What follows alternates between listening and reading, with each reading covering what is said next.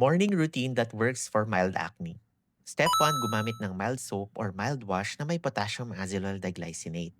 Wash for 15 seconds only and no rubbing of the face. Kailangan gentle lang tayo pag nagwa-wash ng face.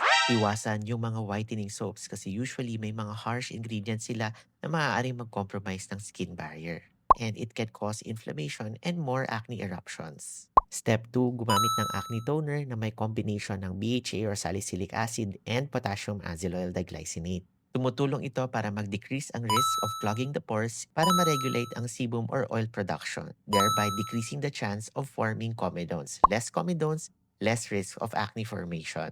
Number 3, use a lightweight moisturizer. So guys, pag gumagamit ng actives para sa acne, maaaring magkaroon ng dryness kaya kailangan suportahan ang skin barrier. Humanap ng moisturizer na may ingredients gaya ng ceramides, fatty acids, and cholesterol. Ang tawag dito ay skin barrier repair moisturizer para hindi tayo magkaroon ng more irritation, more dryness because this all lead to worsening of acne.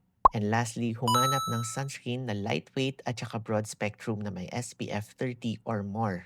Dahil yung acne marks mas lumalala and mas dumadami kapag nag-expose tayo sa heat and sun. So remember, pag mild acne, kailangan ay consistency. Hindi nangangailangan ng 10 steps or 10 skincare. Simpleng routine, daily discipline para iwasang lumala to moderate to severe acne and mag-decrease ang chance of acne scarring. So pag hindi pa rin nag-work ang routine na ito, baka kailangan ng deeper assessment or consultation with your board-certified dermatologist. If you have questions about acne, you can comment below or send me a message. For more skin tips from a board-certified dermatologist, follow me and Basta Acne DMD. Bye-bye!